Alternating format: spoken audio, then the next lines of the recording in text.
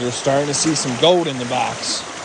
That's what I was wanting. I don't know if you'll be able to see it or not, but right there. I'm gonna start this video with asking anyone that knows. I have this S&E prospecting sluice, and then I got this folding sluice. So I tend to say this one it's got this this mat and a green mat underneath. This one's gonna catch more of my fine gold, but I bought this one first and I haven't used either. So I'm struggling to decide which one to put into the crick. But I was curious to start this video with anyone that's familiar. Which one would you use for finer gold? This guy or this guy? Longer sluice run, but narrower. Wider sluice run, but just a whole different ripple contraption. Well, this is my Northern Washington material. I don't really think it looks too promising, but we have a half a bucket from Northern Washington, and it's the first time I set up my sluice box ever, so hopefully I did an okay job. And this is quite muddy, so I'm hoping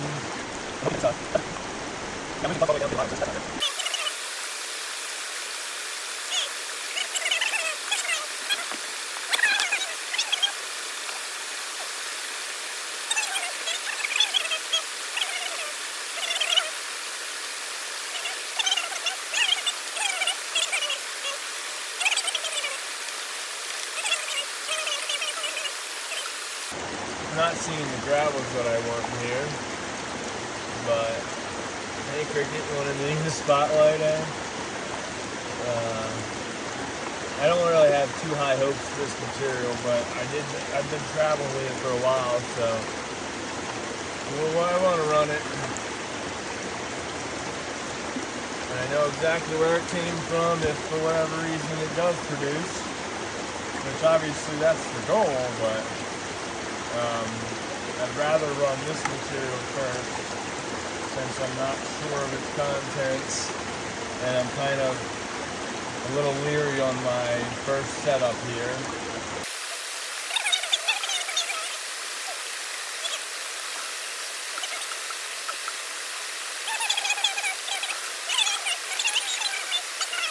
I just picked it up.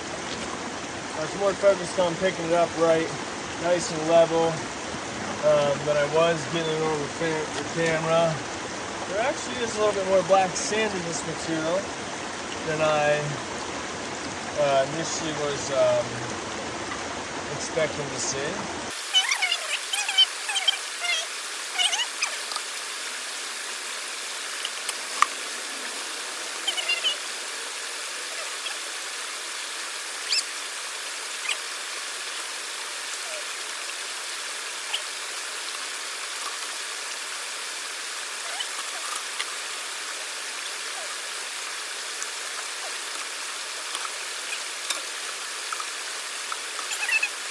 Really not sure if my water flow is correct and how much work actually goes into setting this puppy up, but we're going to try again with the organ material. I find this looks like it's doing a little bit better job. We get this black sand kind of accumulating right there, but it's washing its way down as the material runs through, so looks like it's kind of packing up on the left, so maybe we're a little uneven, but there is some packs on the right too. I don't know. We'll find out. There's definitely gold in this material, and it looks a lot easier. It's a lot easier running. So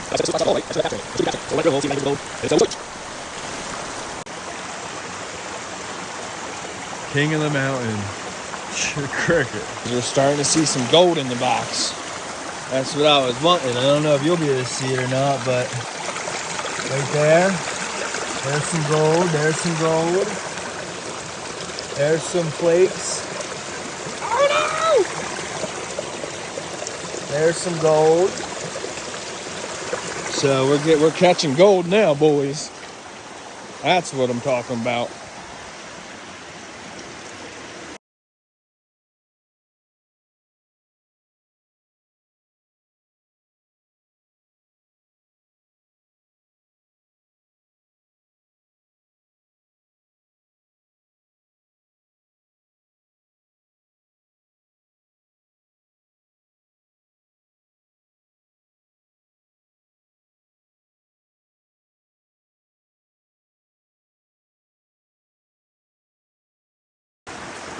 Well, we're getting to the bottom of this. So, trying to stay out of my flow.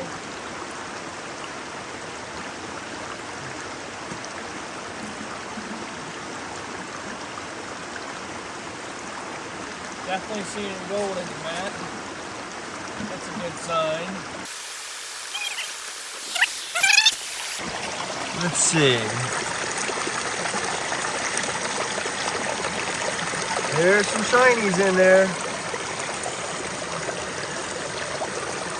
We're catching gold. Alrighty, guys.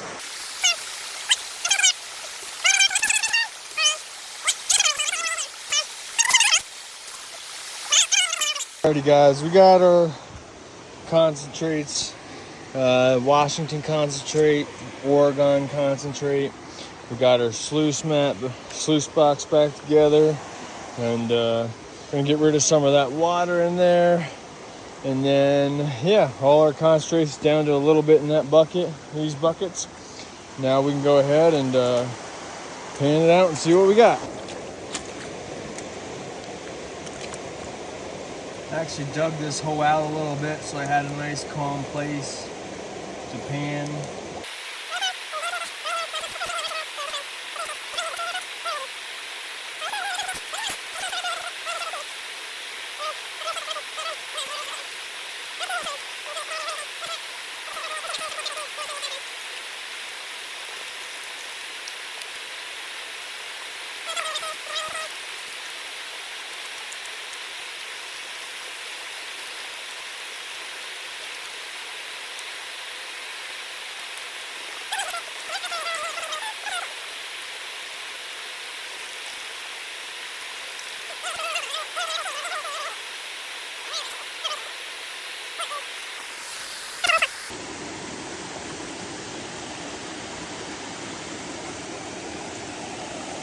You can already see a speck of gold right on top, right there.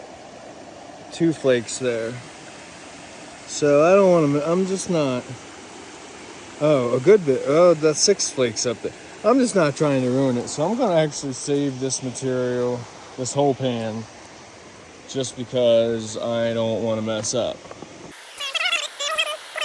Well, the conclusion is that I have absolutely just successfully located, sorted, sifted, and found gold. So, little old boy from Pennsylvania, never been out there prospecting or mining, had the ability to figure out how to go about using our records, past data, and then indicators along the whole region, and was able to successfully pull gold out of the ground legally. So now that is a far-fetched or far ways away from being what you consider a successful gold miner or a profitable gold miner. I'd say there might be like 1% of everyone out there is profitable. I think it's really that dramatic. It's just like a YouTuber or social media influencer. It's like 1% of everyone that tries. I'd say it's profitable.